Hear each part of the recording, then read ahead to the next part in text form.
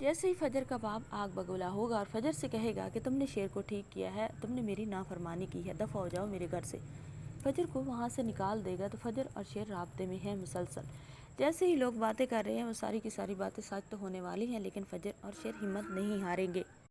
फजर जो होगी पहले तो शेर को बिल्कुल भी नहीं बताएगी कि उसके बाप ने उसे घर से निकाल दिया है। फजर एक हॉस्टल में जाकर रहना स्टार्ट कर देगी और हॉस्पिटल में अपनी वैसे ही ड्यूटी देगी जैसे वो देती है। उसे किसी चीज़ की कमी नहीं है क्योंकि वो खुद को तो पाल ही सकती है, लेकिन वो किसी को नहीं बताएगी और ना ही किसी से मदद तलब करने की कोशिश करेगी। अगर वो शेर को बताए तो शेर तो भागा दौड़ा चला आएगा उसके पास, लेकिन फजर बिल्कुल नहीं बताएगी। शेर एक दिन फजर को कॉल मिलाएगा और फजर से कहेगा कि फजर मैं तुम्हारे घर आ रहा हूँ। फजर कहेगी किस वजह से, तो शेर कहेगा कि मैं तुमसे शादी करना चाहता हूँ। फजर जो होती है वो बातों ही बातों में और मजाक मजाक में टाल देती है शेर की बात को और कहती है मेरा ड्यूटी का टाइम हो रहा है, मैं अपनी ड्यूटी पर जा रही हूँ।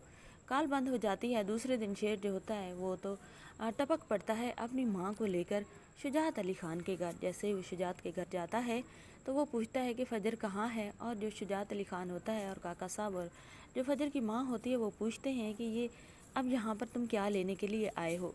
पहले तो तुम्हारा ये खाता होता था कि तुम अगवा हो गए, तुम मर गए, तुम्हारा ये हो गया, तुम्हारा वो हो गया, तुम्हारी फैमिली लेकर कंप्लेंट आ जाती थी। अब तो तुम ठीक हो गए, अब तुम खुद भी आदम के हो।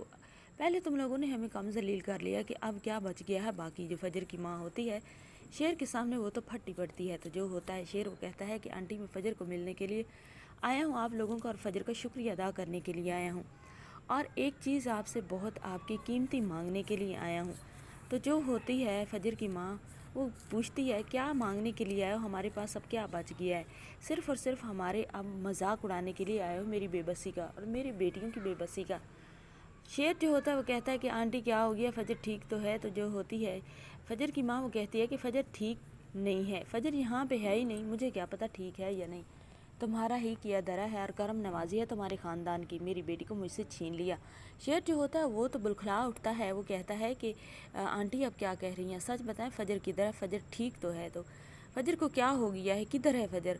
वो तो ऐसे ही हो जाता है जैसे कि उसके जिस्म से किसी ने जान निकाल ली हो। तो सब देखने वालों को उसकी तरफ बता ही देती है कि फ़जर और शेर आपस में वाकई एक दूसरे से मोहब्बत करते हैं।